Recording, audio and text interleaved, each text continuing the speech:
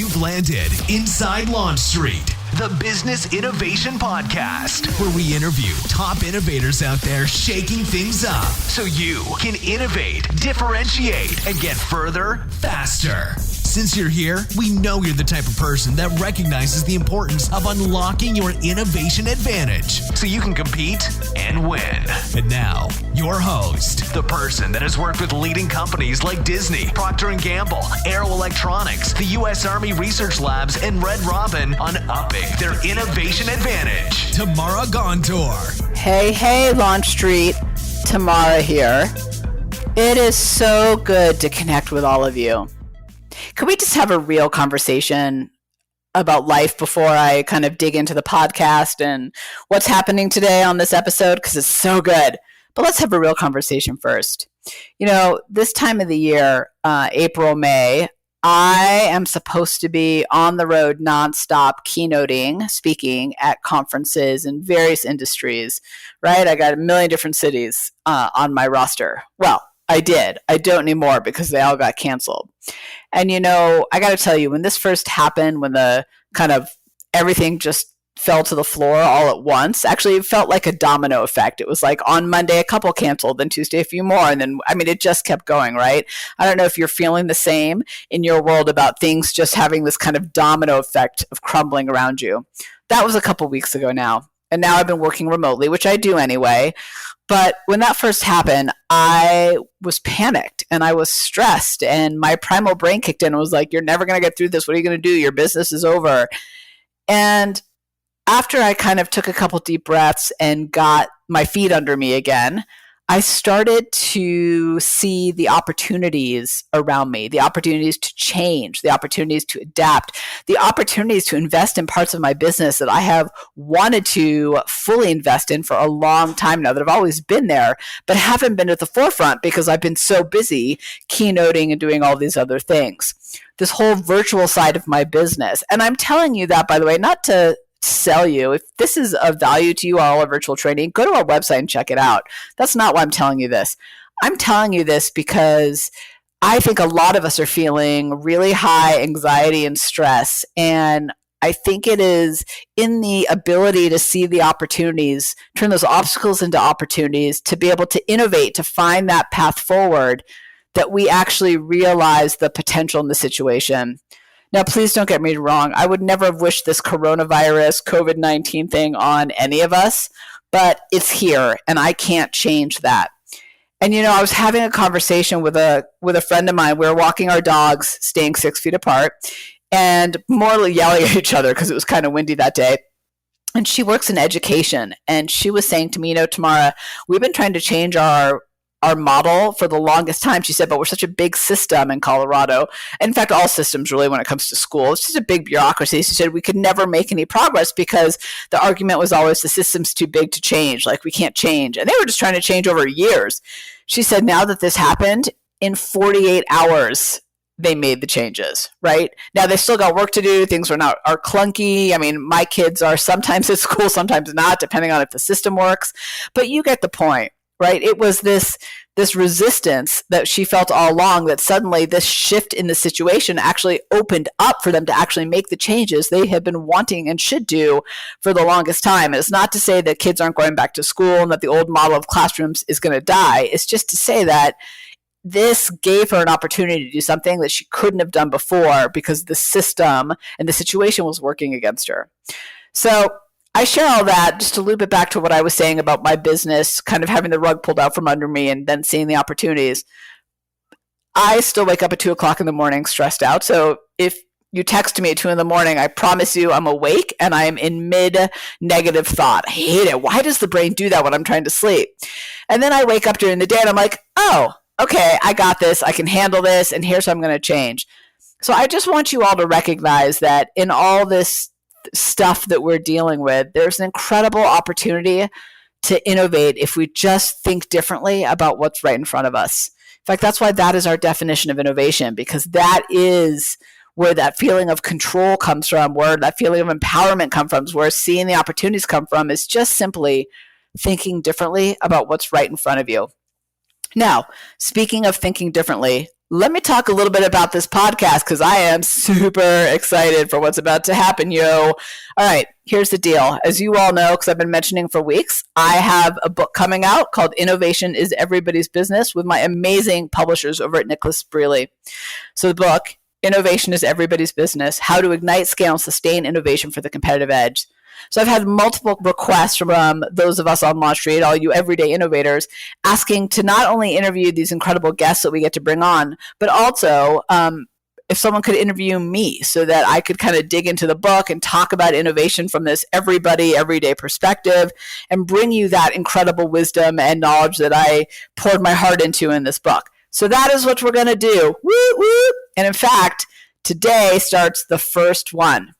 Now, what I thought was most appropriate and most valuable wasn't just to dive in, starting with chapter 1 and go through, but actually today it's more about setting the context for where we are, why innovation is so important. In fact, innovation is survival right now, and also what to do about it moving forward and how to think about the situation with an innovative mind so that you can move forward in the right direction. Now, what I've decided to do to interview me is not bring on some actor with a great voice and some charm, although wouldn't that be fun, but to actually bring on other business people that I admire greatly, who have a deep understanding of the business world and leadership and their particular expertise, so they can bring that to the table when they interview me as well. And also who have some context for my work and what I do and what we're trying to accomplish here at Launch Street with our Unleashing 1 Million Everyday Innovators. So with that, I am super excited for the person who's going to be interviewing me for the next couple of podcasts. I absolutely adore her. She is one of my closest friends. She is a brilliant, brilliant mind and the person I go to instantly when I have a question about business. And you are going to love her as much as I do. So let me tell you about her. Maureen, or Mo as I call her, Maureen Berkner Boyt is the founder of the Moxie Exchange. So it's a company dedicated to unleashing human potential at work. Can you see why I love her already? So Moxie's digital training, micro-learning courses, and first of its kind everyday inclusion app are used around the globe to interrupt bias and build inclusion. Now I just have to tell you, this app, I tested it before it went live. It is phenomenal. So Maureen holds a master's degree in organizational development and is the author of Rock Your Moxie, Power Moves for Women Leading the Way. Her Disrupt HR talk, Hack Your Biased Brain, is one of the most popular talks of the movement. Maureen is a brilliant leader, business person, just mind overall, and you are going to see it in this interview. And I think she adds a layer with her knowledge around diversity, inclusion, and organizational development that you're really going to appreciate too. All right, so let's dig into this. Is actually a 2-part interview because we talked for so long. There was so much richness in there, we just couldn't shut up. So we broke it up into 2 parts. And as I said, this is all based around the book, Innovation is Everybody's Business. I encourage you to go get it. We'll have the link in the show notes. I think this is being released while we have pre-bonuses, so I highly suggest you go to our website so that you can check that out. Cha-ching! Hello! Get your pre-bonus on, people! Go get the book, listen to the podcast. This is a 2-part episode about the context, the situation that we're in, and where innovation fits, and how you can unleash innovation. Okay, I think I've said enough on the intro. Let's get to it. Hey, Mo here. Tamara, I am really excited to join you on the podcast and interview you about your book. But there's this thing that's come up in the world that I really feel like we need to address first. And that's, the world shifted in the last couple of weeks with COVID-19. And I think we really need to talk about how innovation right now is really essential in this changed world. Yeah, I'm actually not glad this happened, but glad we're having this conversation now. And I just want to add some context to it too. And I'd love to get your kind of opinion on this too. I feel like not only did the world shift, like the rug got pulled out from a lot of us, but it happened in such a quick time that it took a lot of us time to even catch up and figure out how to get our feet under us and how to figure out what moving forward even looks like. Absolutely. I was at a conference and I was at the conference from 6:30 in the morning until 7 p.m. that night. And I walked out, and in that 13 hours, the world had literally shifted. And so I think that I don't think we've ever seen a pivot so fast in terms of what the old order looked like versus new order. And so I think, I really want to talk about how am I supposed to be focused on innovation when I'm literally feeling like I'm trying to survive. Yeah. So I'm really glad that actually you asked that out of the gate. So here's the thing. Right now, more than ever, innovation is survival. So I think we make this mistake of thinking they're actually separate. I'm either going to survive and get through this, or I'm going to have the luxury of innovation. So it is not a luxury. In order to get through this, we have to innovate and change. Here's the deal, right? The world has shifted. We know that. But what the reality is that it's not going to go back to the way it was. So I was texting with a girlfriend the other day just to kind of give you a personal story around this. And she said to me, it's getting to me today. And I said, yeah, tell me more. She goes, I just want things to go back to the way they were, or I can't wait for things to go back to the way they were. That's what she said. And I responded with, I totally get how you're feeling. And I don't think this is about going back to the way they were. From here on out, it's about figuring out what tomorrow looks like, right? What our new normal, as everybody's talking about, looks like. So when I think about innovation, I'm not thinking about it as, oh, we have the luxury of time to figure out something exciting or something we're passionate about or a new approach. I'm thinking about innovation for myself and for my team as how do we think differently about what's right in front of us? How do we shift with the changing times so that we come out the other side stronger and more relevant? Because I think you're seeing it and I'm seeing, we're all seeing it more than ever before. The businesses and the people that are just keeping their heads down are actually going to feel it worse on the back end. And it's actually the businesses and the individuals, because that's really all business is, that is figuring out how to shift and pivot with the times are the ones that we're going to see thriving on the other side of this. So it's not survive or innovate. It's innovate to survive. 100%. I think that's how we all have to think about it. And by the way, because that can be scary, right? I mean, that feeling of fear is very real, but innovation could be something simple. It could be something small that you do differently. And I'll give you a personal example that has actually helped us shift and pivot because, we had the rug pulled out from under us just like everybody else. So I do these live webcasts, as you know, they're 10-minute bursts of innovation on some type of innovation topic. Prior to all this, I was doing them once every 7 to 10 days, basically whenever I fancied it. It was like, oh, I have something I want to share. I'm going to go online and I have time. I'm not traveling. I'm going to go online and do it. When all this came down, the question that we had is how do we innovate and stay relevant? How do we stay connected? How do we use the tools that we have to provide people more support and show them our commitment to them and give them the tools they need? So we turned our webcasts that were random into every Monday, Wednesday, Friday at 9 a.m. And I'll tell you, the numbers behind them keep growing and growing and growing. More and more people are joining them.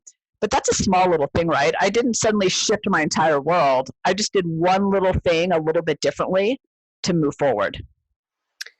Yeah, I think that's interesting and seeing so many businesses do that. So, and even thinking about innovation within what you're already doing, right? So you took a small pivot and said consistency is really key right now, right? And making sure that we're supporting our customers and clients is really key right now. So let's take what we're doing and tweak it. Yeah, I love what you just said there. I think the key there is what we're already doing, right? So I think there's two places to innovate to survive. And again, it is innovate to survive, right? They're not either or anymore. One of them is what are we already doing that we can adjust and do differently? And then the other place is what are we not doing that we need to start considering and we need to start doing? And I'll give you a quick example. I can't share too much because of confidentiality, but I've got a client and one of her things is their products are not selling, right? The phone's not ringing. Nobody's buying their products, not because it's not relevant overall in life, but it's not relevant right now. So what she did, she sat down and said, how can I serve my community, my customers differently? And she actually took this product and created a whole new reason for its being, a whole new application for it. And so now she's starting to sell it because it is relevant to her customers. The way it was before wasn't relevant. So there's ways to innovate with what you have in front of you and creating new ways. And I think both of those right now are essential. And the other, I think, layer I'd add to that is it's not just about the external products and services. It's also about how you work. So here's something interesting, and tell me if you're hearing this too in your client world. I had a colleague of mine, I was texting with her and I said, hey, I'm about to go live What's the biggest challenge your team is facing? Like, I'm just trying to wrap my head around if what I'm about to present is applicable to worlds like yours. She's in healthcare. She said, here's the biggest problem we're having. She said, first of all, we're not set up to work from home, right? We don't have the technology. We got caught out. So we got to figure out how to ramp people up fast.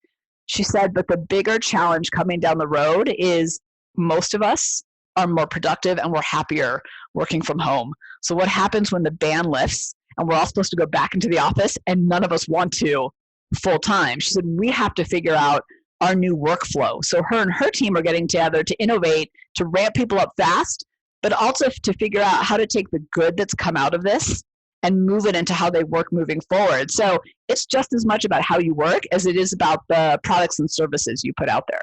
Oh, absolutely. And seeing how I think a lot of organizations are seeing right now because of necessity, where there's been waste in their process. So much bloat. Yeah, like meetings that didn't need to happen. Right? How they can that don't need to exist. Utilize different technology. So I think there's so much. I mean, already seeing interesting things like seeing. You were talking about taking a product or service and shifting it for the need. So let's talk about the winds of change, which you talk about in your book, and how they're affecting us given what's going on today. Yeah. What's fascinating about this, Mo, is we've always had the winds of change. In the last 5 years, they've dialed up, right, in kind of pressure and urgency, hurricane level. And then in the last 2 weeks, it was like earth-shattering, Armageddon. I'm trying to think of like a good movie reference here, but I'm lost on one. But you know what I mean, right? So let me go through the four winds of change. And let me just put this into context by saying that, we talk, and in fact, it's happening right now with COVID-19. We are talking a lot about the big stats and numbers. So if you turn on the news, what you see is like X cases, here's the big bell curve, here's what the economic policies, but they're big. And I think the thing that we have to remember at the end of the day is all of that big data are people underneath it, right? People being personally affected. And I think sometimes we forget that. And I think the media definitely forgets it and presents this all as like this just big sweeping thing. But this is me working from home, right? And you working from home. And this is, the auto body shop that hasn't had a new customer in 2 weeks. And, the cafe that I used to love going to that may or may not be open when all this comes out. And there's two owners of that cafe. So I just want us to keep that in mind that, while we're talking big picture, I think the impact is very real and very personal. Yeah, so the humanity in all this. Right, exactly. That's a great way to say it. So when you think about the winds of change, I like to think of them in the context of people, right? In the humanity of it, not just the data. So the first one is accelerated change, right? So things have been changing fast. We've actually hit a point in our society, and this has taken us to the absolute limit on this, where change is happening faster than our ability to cognitively adapt to it. So there's actually research out there that shows this, right? So we've hit this tipping point, and suddenly now, in the last 2 weeks, it shot up where technology and expectations and demands and things like a virus spreading across the globe faster than we can imagine create rates of change that we can't cognitively keep up with. And what happens is it puts us in a feeling of a pressure cooker of like, oh my God, right? It's like you go to bed and the world is one way and you wake up and it's a whole different way. And that actually happened to a lot of us, right, in the last 2 weeks. Absolutely. So we can't keep up with the changes. So the second part is micro disruptions. So it used to be that there was one, and this is actually how a client described it to me. There's one big earthquake, everybody panics, everything settles, the dust settles, and then we all figure out the new normal, right? We move forward together. Now it's a lot of micro disruptions. The ground, he said, I feel like the ground is constantly shaking under me, and it's all I can do to even keep my balance on any given day. Yeah, that's a great way that's a great visual for it too. Yeah, and I would say that this pandemic that we're dealing with now is an addition to it's like all the micro disruptions coming together to create a bigger shake. And all the disruption it's creating for a lot of us is happening in a lot of different ways. We're not all experiencing it the same. That's the other thing I think we really have to keep in mind, which is why I think empathy is so important. But that's probably a whole different conversation for us to have. Right. But that's going to keep happening, right? So we're seeing it now. It's not like the news went on, this happened, and now we're just going to all move forward. We're all shaking. The ground is all shaking. We've got to figure out how to leverage it and move forward with it. So the third one is it's a crowded playing field out there. So here's the interesting part. And to your point about bloat earlier, I want to loop it back to that.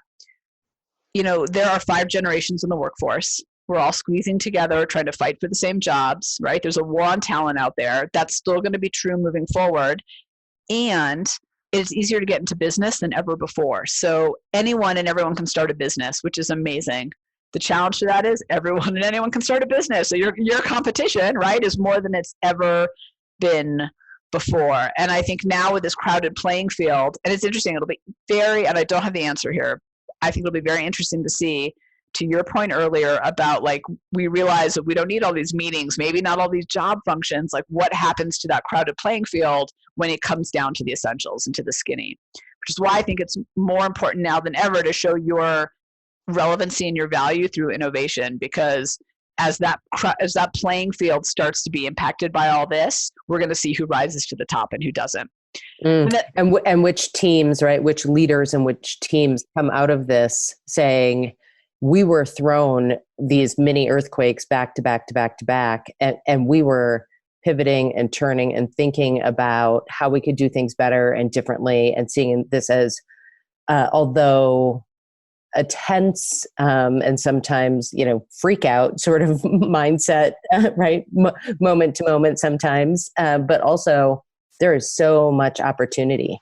I mean, already seeing what's happening and the cool things that are coming out. I just saw an app development company that in the last 2 weeks, they've built an app for restaurants to be able to get delivery service, like this whole scheduling thing, so they saw a need in and they filled it. And they filled it, and they're bringing it, and they're actually taking it out to market for free because they understand that industry is and then think about the opportunity that's going to be on the other side of that for them. Well, so I just saw an article about how tops at Walmart, the sales have skyrocketed. Not pants, tops. Now we know why, right? You and I are sitting here on a virtual web call, and we're in nice, decent tops. I'm wearing my PJs underneath it, yoga pants, baby. I mean, nobody needs to know, right? I got lipstick on, but if you look closely, it falls apart from the waist down. But here's the thing, right? There's so much opportunity. Let me cover the fourth one, and then I want to expand on this conversation, what you're saying about obstacles and opportunity. So the fourth one is AI and technology, right? So AI and technology is taking over a lot of our jobs, and that's the thing that's keeping a lot of people awake at night. And we're going to see that now more than ever, as we have to rely on technology to help us stay connected and collaborate and do our jobs when we can't afford the people side of it too. So you put all those together, you layer on this unbelievable, unprecedented, COVID thing that we're dealing with, and people feel very shaken up and very freaked out. And I think to your point at the beginning about innovate versus survive, right? This is why we get into survival mode, because we look at this and the change and all that is going up the curve, and our brains are like, oh my gosh, I cannot handle all this. Yeah. So let's talk about the neuroscience behind this, right? And how our brain can actually be our enemy versus sabotage us. Versus our ally. So let's, what can we do to get out of survival and into innovation? Yeah. So this is the stuff I totally geek out on. Me too. I know. This is, you and I have like hours of conversation on this. So there's two things actually there's three things I want to bring up that I think are really important in this part of the conversation. And I think when we understand how our brains work, we can actually overcome it. We can work around it. The brain is incredibly powerful and has unbelievable opportunity for innovation. And in fact, all of us have the structure for innovation in our brains. Some of it has just been weakened. We haven't been using it as much. And now we're going to have to kind of dial it up and strengthen it, kind of like going to the gym. So we have that ability. But then we've got these things in our brain that actually want to keep us safe and comfortable and not taking risks. And at times like this, those things actually dial up. So let me tell you what those three things are, and then we can talk about ways to overcome them, because I do think even recognizing that they're there helps us kind of work around them. So the first one is we've got this lizard brain, right? This primal mind. And in the days of the bushes, it was great because the primal mind was like, whoo, look, there's something rustling in the bushes. There's a tiger, a boar, right? It kept us safe. That was our job, was to stay alive. Now, in the days of Zoom calls and boardrooms, it actually plays tricks on us. So the primal mind is over there trying to keep you safe and comfortable, and it's trying to like block out anything that could be potentially risky in its mind, right? So that's what the primal brain is doing. I've named mine, which we'll talk about in a minute, because I like to have conversations with him. Yep. But so that's number one, right? You've got this lizard sitting on your shoulder. Then on the other side, you've got this brick wall, and it's called the reticular activating system. We'll just call it the RAS for short. I like to think of it as a brick wall with a couple bricks missing. But here's what the brick wall likes to do.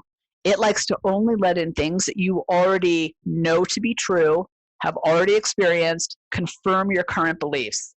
And then it tries to block out anything that is new and different. And that is a struggle right now because we need new and different to move forward. What we knew yesterday does not help us, does not serve us moving forward. So you've got a brick wall, you've got a lizard, and then you've got these tracks in your brain called myelin, right? So here's what happens in our brains. We create a synapse, right? We create let's call it like a highway. And that's a skill that we have, something we know how to do, something we're used to doing. The more we use that, the thicker the myelin around it gets. So it's like fatty tissue around it, basically, because it creates more efficiency that way, right? It's like priming it to always be used immediately. And you know that, right? There are things that you can do better than anybody that you do so efficiently and so well. And over the years, you've just honed it in, right? Whatever it is. So myelin is over there trying to keep you efficient. The challenge with that right now is we need to leap off those myelin tracks to create new tracks. So we've got to get our brain to go, okay, get out of efficiency mode. We got to start thinking about new wires and new paths and new opportunities. So to sum that up, the lizard is like, stay safe, Tamara. No, Maureen, don't do it. That's my lizard voice. And then you've got the brick wall that's over there like, let's not let any new thinking in. Whoa, like let's just confirm what we already know to be true. And then you've got myelin that's like, just keep doing what you're doing. It's super efficient. You know how to do this. So, and you don't have to think too much about it, right? It's this unconscious competence, right? I can just, I can do it in my competence. Yeah, I could do it in my sleep, like rolling off a log, right? I love how you said that, unconscious competence. You know, I don't have the proof of this yet, but here's what I suspect. This is why if you look at people's email inboxes right now, it's actually dialed up. Because talk about unconscious competence, we know how to communicate through email. Yep. And to prove our worth right now, we're doing more of what we know how to do. So people are emailing and pinging whatever system you use, right? So I'm seeing it in my own company and I'm like, okay, so I know you're there. Stop pinging me. But people are doing what they know how to do. So you've got these three things. So I talk a lot about this in my book about how to overcome them. So let me talk a little bit for us now in relation to where we are. So here's the thing with the lizard brain. It's not going to go away. You'll always have it. It is primal. It is hardwired into us. It's kind of like fear, by the way. I just want to say this for all the listeners out there. And you and I have had this conversation. Being fearless is the stupidest shit I've ever heard. When people say oh my God. Amen, sister. I mean, it's so ridiculous, right? Like, what do you do when someone says that to you, Mo? I've seen you do it. I've seen you roll your eyes at people who are like, just be fearless. You're like, get out of here. Like, that's just, okay. Literally you're telling me to like the biology that's built into us. Right. Just forget about that. You can't, right? You can't. Now what we can do is push past our fear, work through our fear, but fear is going to be there. And right now, I don't know about you, but I wake up at 2 in the morning in particular when like my logical brain can't shut down my lizard, like in fear. So no, actually we should just call each other. You know, and like, I'll be like, you awake? Hey, how you doing? Hey girl, you awake? Right. So here's the thing. And I go much more in depth in the book, but I've named my lizard brain. His name is Bernard. And he's got a comb over and glasses, and he's like a lizard human. And he sits on my shoulder. And when Bernard starts whispering in my ear, like, just hunker down, let's just be safe, curl up in the corner, don't do anything, don't ask for the sale, like, not now, Tamara, right? I turn to Bernard and I'm like, not today, Bernard, not today. Not today. In fact, you can't see it, but that's the cup I have on right now. It's not today. But just acknowledging his existence and being like, I hear you. I hear you. I Yes. hear you. And I understand and appreciate what you're trying to do for me. But there's no saber-toothed tiger out there. So I'm going to go ahead and do this. So that is a hugely powerful, simple way to get over that lizard brain that's like, don't do it. Stay safe. Yeah, absolutely. And that's like the acknowledgement is so key. Like I see you, I hear you, and it's not stopping me. I often say it's for those folks that have kids, it's like taking a toddler grocery shopping. You don't want to, right? No. But you put them put your fear in the cart and just keep shopping. Right. Like, and because the kid's like, how about that sugar cereal? How about that sugar cereal? Like, and you're constantly like, not today. Not today. No. Maybe later. Yep. That's not the best thing for us right now. Yeah. Oh, I love that. I love it. And I like to ask Bernard questions too. That's one of the other things I talk deeper in my book about is, I like to say to Bernard, why are you feeling that way? And it's awkward. I'm having a conversation with myself in the corner, but actually digging into the why helps me realize what I'm really dealing with. Because oftentimes that chatter is superficial that we have in our heads. It's not actually the real deal. So if we can ask some questions like, Bernard, what's up? Like, why are you acting like that, Bernard? Like, why are we feeling this? That actually helps me anyway. And a lot of people actually get over that kind of Bernard lizard brain and actually push past that fear. The other thing is our body gives us all kinds of clues. And so if sometimes we can be locked up in fear and not even realize it. And it looks like checking checking the inbox or doing those, like staying on those pathways. So pay attention to if your fists are clenched, if your breathing is shallow, if if you're feeling this tension in your muscles. And there's a great exercise that I learned from a mindfulness. And it's first just breathe. And that stands for loosen your fists, right? So if you've got shake out your hands. I'm going to try it. Yeah. Yep. And then just is for your jaw. Oftentimes when we're in fear and clenched tense, up, our jaw's clenched up. So just loosen up your jaw. You can't see me doing it, right? Yeah. And then breathe is literally, we can get ourselves out of amygdala hijack within 3 deep breaths. Yeah. You can do that in 10 seconds. So I think paying attention, not just to the chatter, but we're getting all these the physical. And get back into your thinking brain by disrupting that. I thank you for sharing that. I love that. And it's interesting. I didn't make the link before, but I just realized I've started doing 10-minute meditation. And it's not because I'm all Zen. I'm not a Zen person, right? It's saving, but it's saving me for the reason you just said. I'm not for those of you that know me, I'm not a Zen person. I'm not like, that's not me, right? I mean, they don't know me, but we're like too type A. We're the ones texting at 5 a.m, like, got a second to talk business? Like, we're ridiculous.